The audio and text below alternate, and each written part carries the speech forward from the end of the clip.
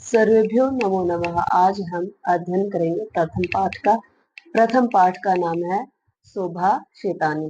सुभाषितानी दो शब्दों से मिलकर बना है। सुधन भाषित। सु का अर्थ है अच्छा, मधुर, सुंदर। भाषित का अर्थ होता है वचन या अर्थात सुंदर वचन।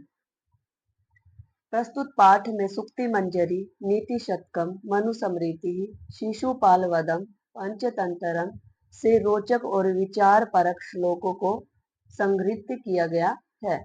प्रथम श्लोक में देखते हैं, गुणा गुणजेषु गुणा भवन्ति ते निर्गुणं प्राप्य भवन्ति दोषाः सुस्वादुतोयाः प्रभवन्ति नद्यः समुद्रम आसाध्य भवन्त्य पेयाः।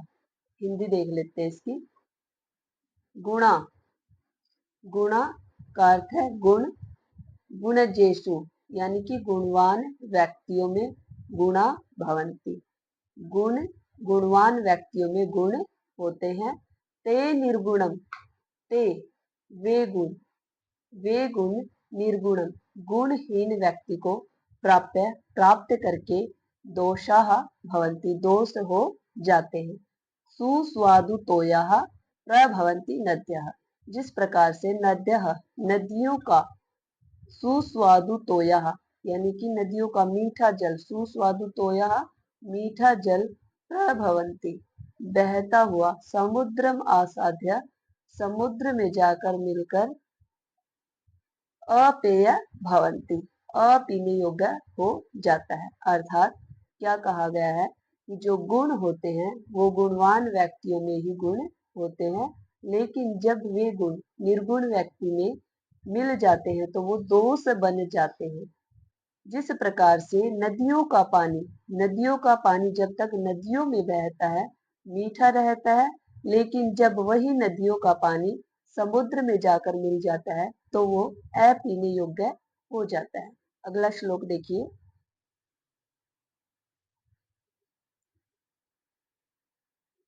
साहित्य संगीत कला विहीन साक्षात् पशुः पुच्छ विषाणहीनः तरिणं न खादान अपि जीवमानः तद भाग देयम परमम पशुनाम। क्या कहा है? साहित्य संगीत कला विहीन, साहित्य संगीत कला के बिना, पुच्छ विषाणहीन बिना पूछ बिना सींग वाला साक्षात पशु है। ऐसे मनुष्य की बात की गई है जिस मनुष्य को ना साहित्य का ज्ञान है, ना संगीत का ज्ञान है, ना कला का ज्ञान है। ऐसे व्यक्ति को बिना पूछ और बिना सींग वाला पशु कहा गया है। तरिणम न खादान अपि जीवमानः, तरिणम यानी कि घास भी बोल सकते हैं तरिणम को, और तरिणम तिनका भी बोल सकते हैं। यहाँ पर घास इसका अर्थ होगा तरिणम न खादान अपि, घास खाए बिना, खादान अपि खाए बिना, तो बिना घास खाए जीवित रहता है। तद भाग ध्येयम परमम पशु नाम, तद उन पशुओं के लिए, तद उन पशुओं के लिए जो घास खाते हैं, तद उन पशु नाम पशुओं के लिए परमम भाग्यदेय परम सौभाग्य है। यानी कि उन पशुओं के लिए परम सौभाग्य की बात है जो घास खाते हैं। अर्थात यहाँ पर कहने का अभिप्राय है कि जिन व्यक्तियों को साहित्य संगीत कला का ज्ञान नहीं है उनसे अच्छे तो वो पशु हैं जो घास खाते हैं। आगे देखिए, लुब्धस्य नश्यति यशः पिशुनस्य मैत्री नष्टे करियस्य कुलम अर्थ परस्य धर्मः विद्याफलं व्यसनीनः कृपणस्य सौख्यम राज्य प्रमत्त सचिवस्य नरा आदि पस्य। लुब्धस्य, लुब्धस्य का अर्थ यहाँ पर क्या लिया गया है? लालची व्यक्ति। लुब्धस्य लालची व्यक्ति का यश है यश। पिशुनस्य मैत्री, पिशुनस्य का अर्थ है चुगलखोर, चुगलखोर व्यक्ति की मित्रता।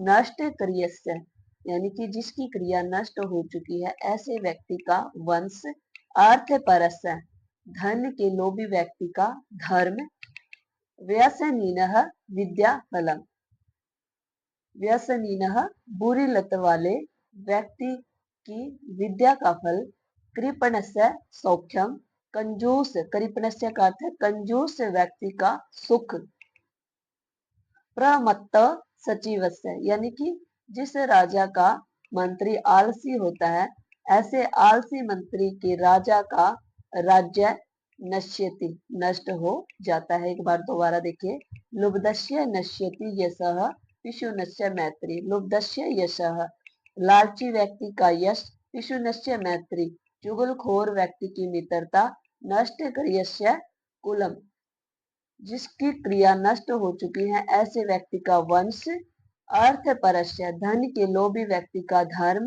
व्यसनीनः बुरी लत वाले की विद्या, कंजूस व्यक्ति का सुख, आलसी मंत्री वाले राजा का राज्य नष्ट हो जाता है। आगे देखिए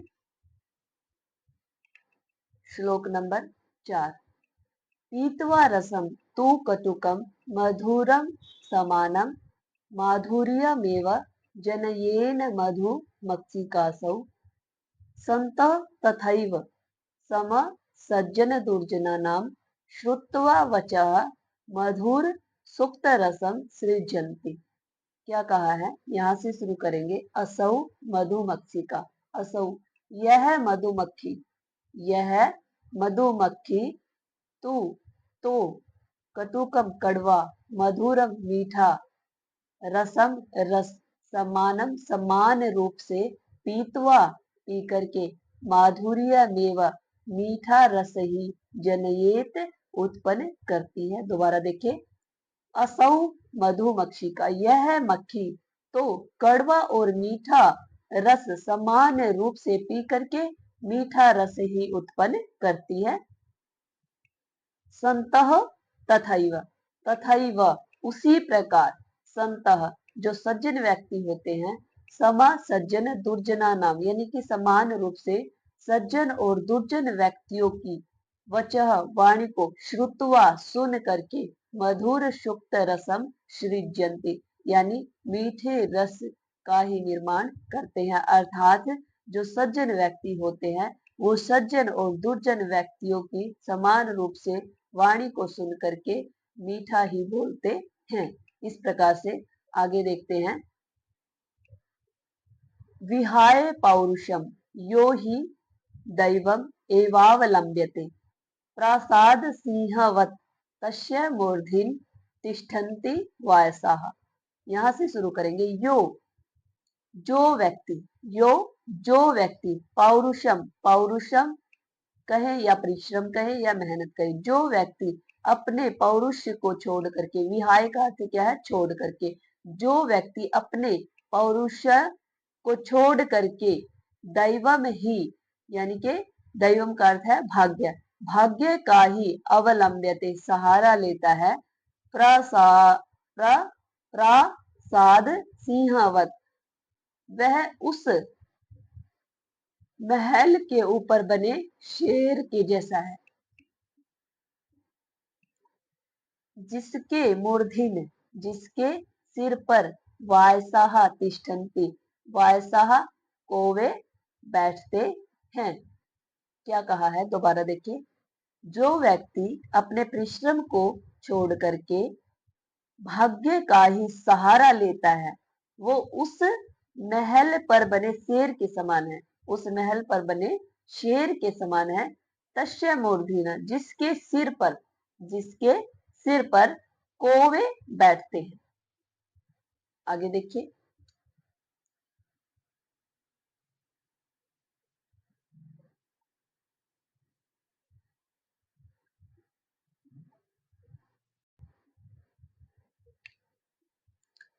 पुष्प पत्र फल छाया मूल वल्कल दारु भी धन्यः महिरूहा येषां विमुखम यान्ति न अर्थिनः।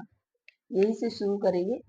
पुष्प फूल, पत्र पत्ते, फल छाया, मूल का अर्थ है जड़, वल्कल का अर्थ है छाल, जो पेड़ की छाल होती है। दारू का अर्थ है लकड़ी, यानी कि फूल, पत्ते, फल, छाया, जड़, छाल और लकड़ियों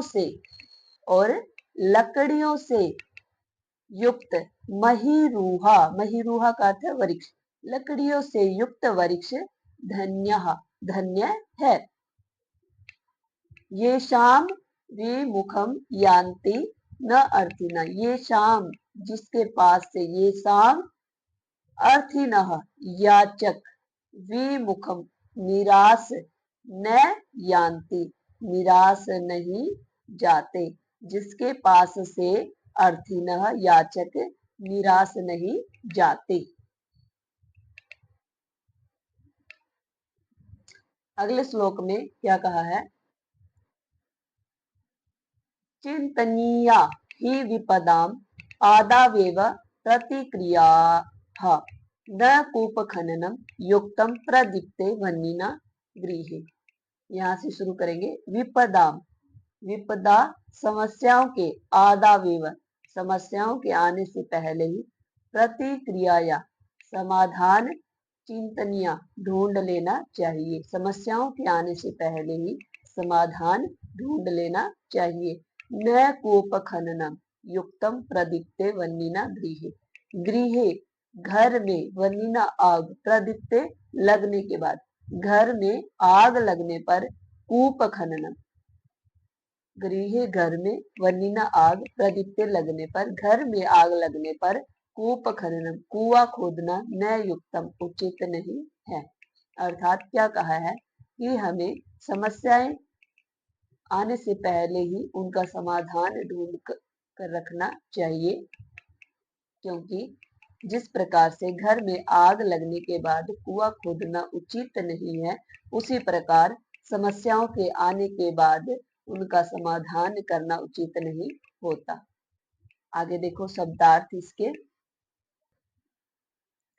शब्दार्थ में सबसे पहले शब्दार्थ है गुणजेषु, गुणजेषु गुणियों में, सुस्वादु तोयः स्वादिष्ट जल, प्रभवन्ति निकलती है, उत्पन्न होती है, समुद्रम आसाध्य समुद्र में मिलकर या पहुंचकर, भवन्त्य पेयः पीने योग्य नहीं होती, विषाणहीनः सींग के बिना, खादान अपि खाते हुए भी, जीवमानः जिंदा रहता हुआ, पिशुनस्य चुगलखोर या चुगली करने वाले की, व्यसनीनः बुरी लत वाले की। व्यसनीनः का अर्थ क्या है?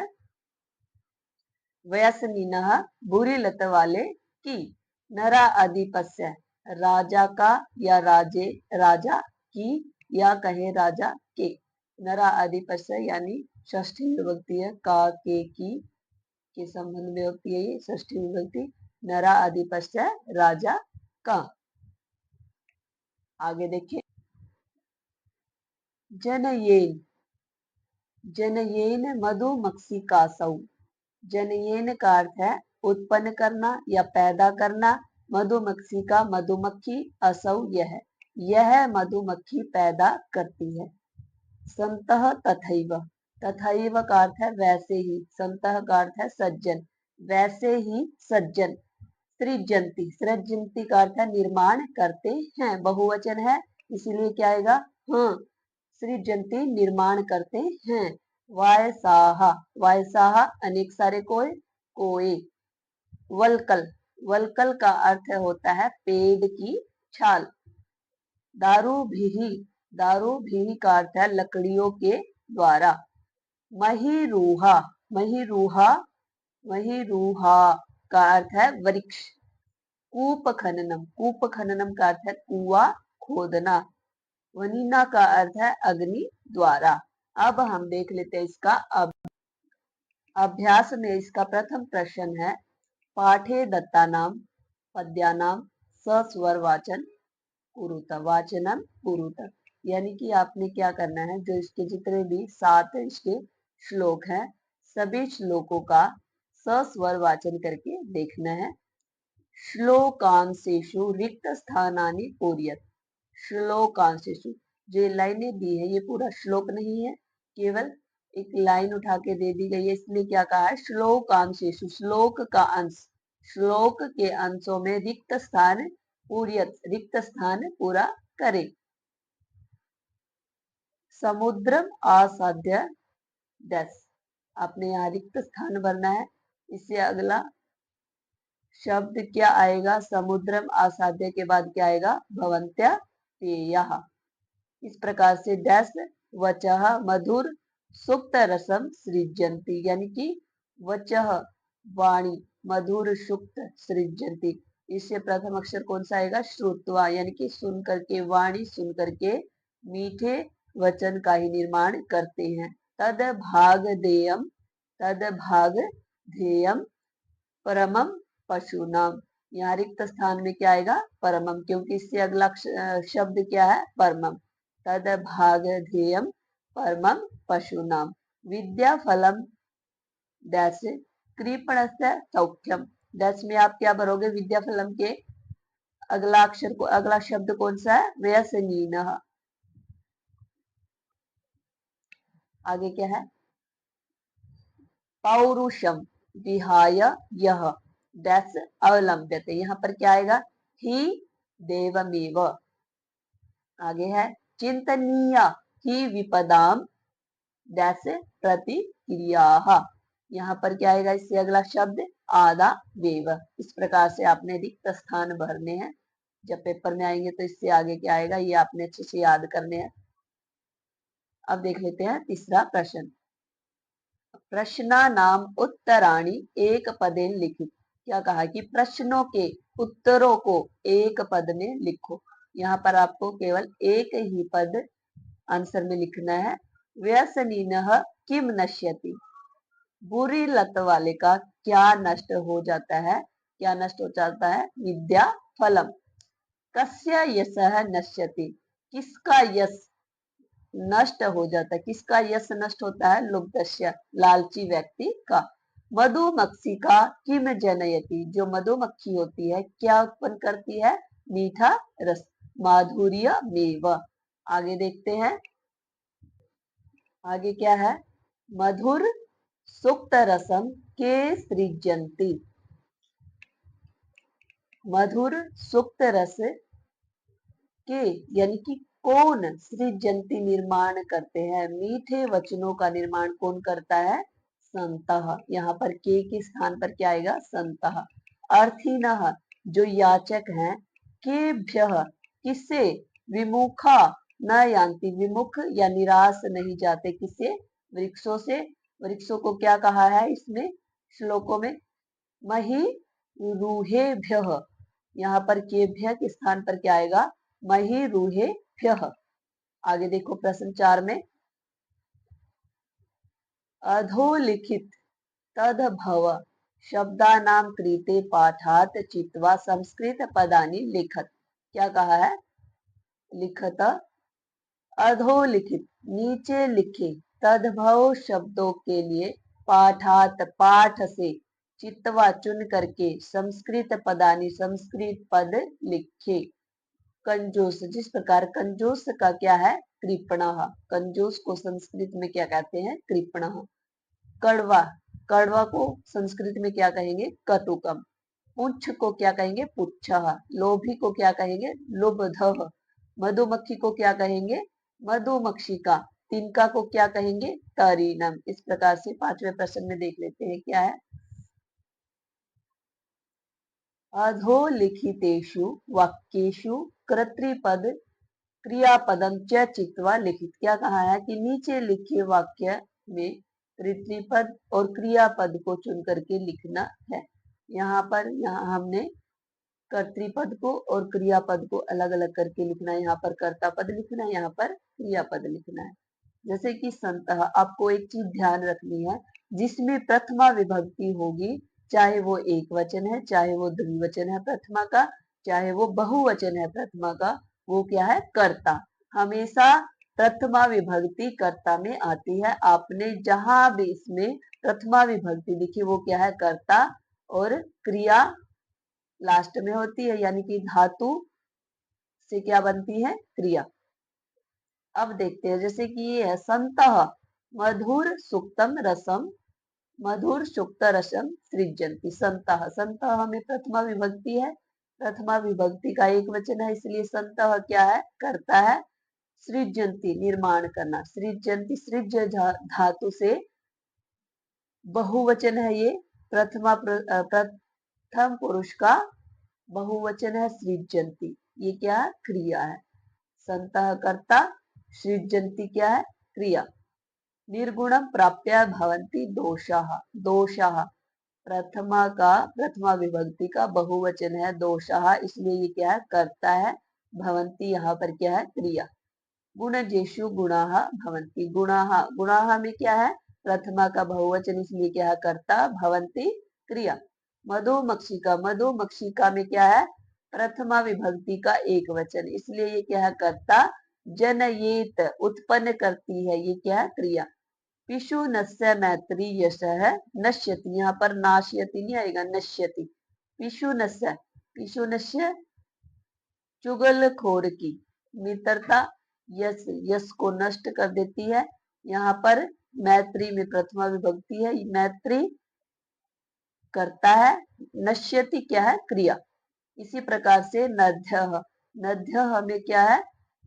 प्रथमा विभक्ति का बहुवचन है, यहाँ पर ये कर्ता आएगा और भवन्ति क्या है? क्रिया।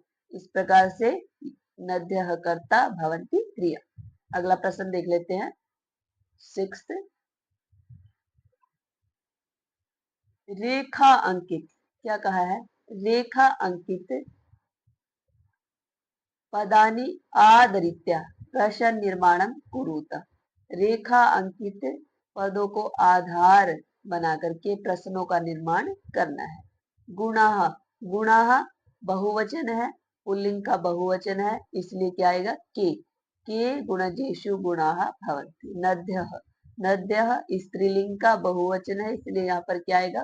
काः, काः सुस्वादुतोयाः भवन्ति। लुब्धस्य, लुब्धस्य यशः नश्यति, लुब्धस्य षष्ठी विभक्ति का एक वचन है, इसलिए क्या आएगा? कस्य।